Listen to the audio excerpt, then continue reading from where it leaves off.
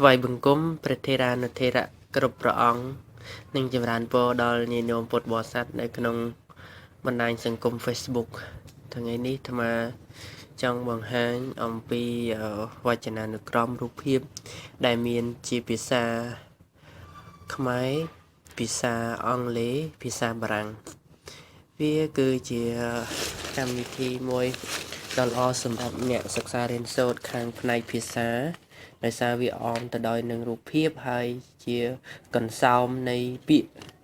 នីមួយអញ្ចឹងចង់ដឹងថាកម្មវិធីនោះវាមានអត្ថប្រយោជន៍ប៉ុណ្ណាយើងចូលទៅកាន់កម្មវិធីនោះតែម្ដងត្បូងយើងចូលទៅកាន់ Play Store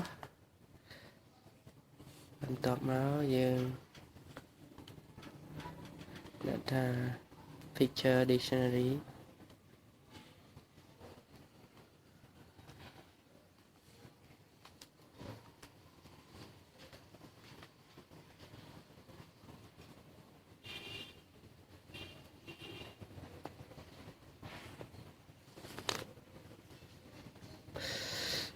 នេះទាំងនេះគឺជា dictionary ជារូបភាពដែលមានជាភាសាខ្មែរយើងផងជាភាសាដទៃផ្សេងទៀតអញ្ចឹងអាត្មាសូមជ្រើសរើសយកភាសាអង់គ្លេសនិងភាសាបារាំង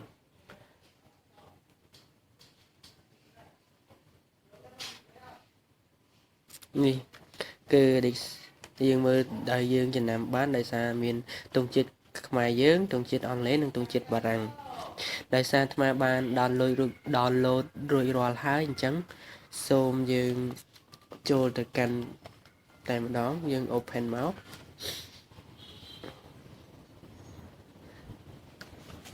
ហើយនេះគឺជា dictionary រូបភាពដែលអាត្មាចង់បង្ហាញហ្នឹងនៅក្នុងកន្លោននេះគេដាក់និយាយអំពីគ្រួសារឬក៏ familiar បារាំងអញ្ចឹងយើងមើលទៅយើងគ្រាន់តែចុចទៅលើវាយើងអាចដឹងយើងអាចអានបានយើងអាចចេះ3ភាសាខ្មែរយើងភាសាអង់គ្លេសភាសាបារាំងហើយវាងាយស្រួលសម្រាប់យើងដូចថាយើងចង់ចេះពាក្យប្រភេទពាក្យដូចថាប្រភេទពាក្យគ្រួសារមានពាក្យអីគេខ្លះយើងអាច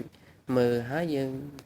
ជាទុកជាចំណេះដឹងមួយសម្រាប់យើងរៀនសូត្រខាងផ្នែកភាសាផងដែរហើយយើងចុច back មកយើងចង់មើលសរីរៈរាងមនុស្សពាក្យភាសា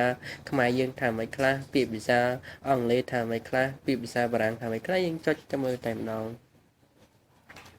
នេះគឺជាភាពងាយស្រួលមួយសម្រាប់យើងអ្នករៀនសូត្រហើយខាងក្រោមដទៃទៀតក៏អញ្ចឹងដែរយើងអាចចុចមើលបានដូចគ្នាអញ្ចឹង